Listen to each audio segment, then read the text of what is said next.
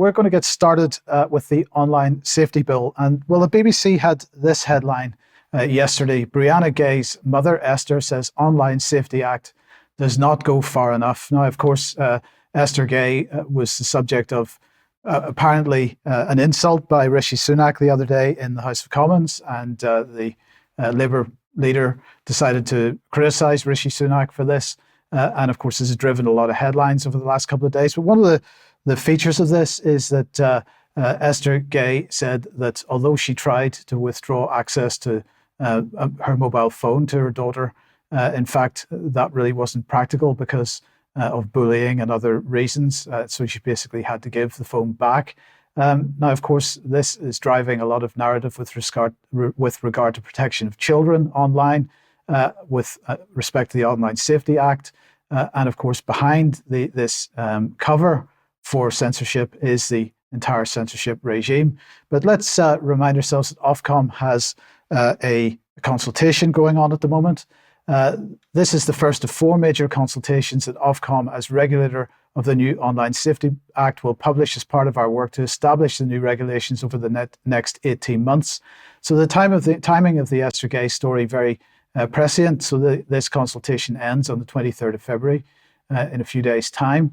And they say that they will cover the following: the causes and impacts of illegal harms, how services should assess and mitigate the risks of illegal harms, how services can identify illegal content, and our approach to enforcement. And of course, they're suddenly talking about illegal harms because the concept of legal harms was dropped following pushback from the general public during the process of the Online Safety Bill going through on its way to becoming an act.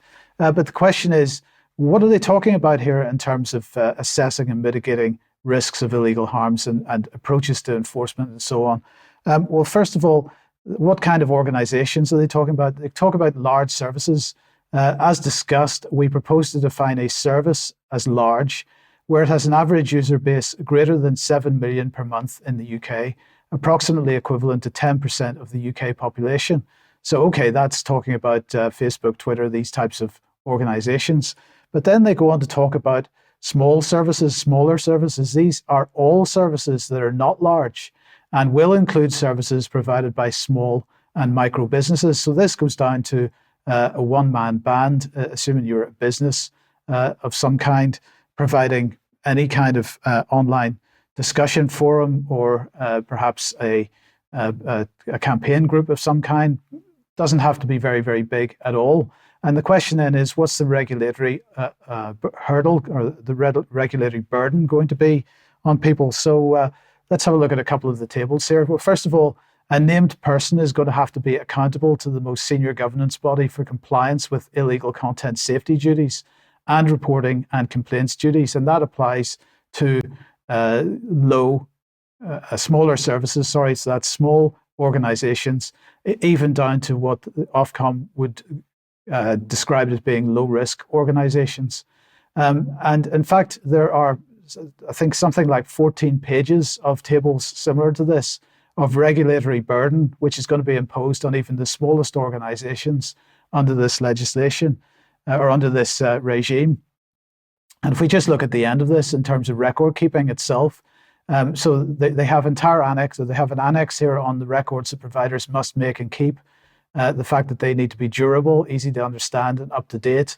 Where reasonably practicable, records should be kept in English or Welsh, but if there should be a translation into English, records should be updated to capture changes in risk assessment or code measure.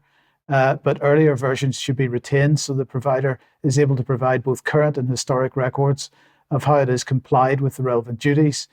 Records which are no longer current should be retained for a minimum of 5 years unless a specific record has been provided by Ofcom. So clearly this is going to be a massive burden on smaller organizations that don't have the staff, don't have the money to pay for this type of regulatory administration.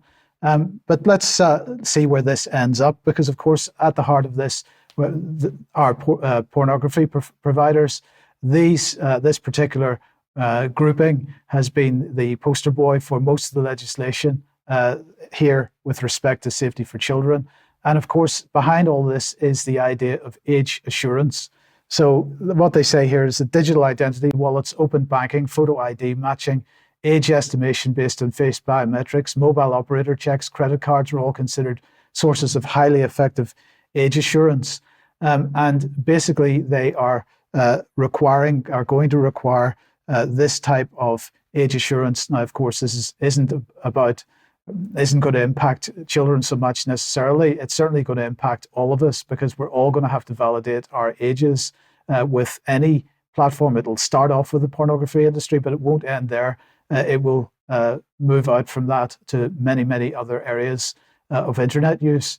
And of course, this is ushering in digital identification, amongst other things. Open banking, they talk about. Well, what does that mean at the end of the day? We shall see. But this doesn't end in the UK. Of course, we have similar legislation in the EU, but now the United States is catching up quickly with the Kids Online Safety Act, as it's being called. This now has enough support in the Senate to pass, at least as far as the Senate is concerned, and that's following pressure which resulted in various issues being dropped from the bill that were preventing that from passing. It's, as usual in the United States, getting exactly the same of media treatment as this type of thing has been in the UK. Multiple threats converge to heighten disinformation risks to this year's US election, says Just Security, and they tell us about how great it is that the Kids Online Safety Act is on its way in the United States. So where does this end up? Well, whether we're in the US or the UK, these legislation and the various regimes that build from it enable widespread censorship. It will lead to age verification and identification checks right across the internet. It might be using children as the excuse to begin with. It might be using pornography as the excuse to begin with, but this will expand. Vanessa, let me just ask you for comment here. I realize I'm hijacking you, but what are your thoughts on this? Well, I mean, it's what we've always perceived it to be, the beginning, the thin wedge of overall censorship of anything that is going to challenge the establishment, but also, as you said, the incoming of digital ID when you're talking about age verification and identification checks. And we're already seeing that. I've mentioned before that YouTube, every time I want to upload something, demand a verification from me. Facebook locked me out the other day. Twitter regularly now raises questions. So it's all heading in the same direction. It is indeed. And just to finish this off then, just mention the fact that, of course, at the heart of this was the availability of mobile phones to children and the resulting devastating effects of that. We published an article back in 2019 by Dr. Mike Williams talking about this. Screen time is damaging us. And one of the things that he's highlighting here is the neurological effects that the use of these types of devices have, particularly on very, very young brains. And of course, those effects don't disappear as the brains get older because the damage has already been done. So if you haven't seen that or read that article, Screen Time is Damaging Us, please have a look at that, and you could perhaps share it.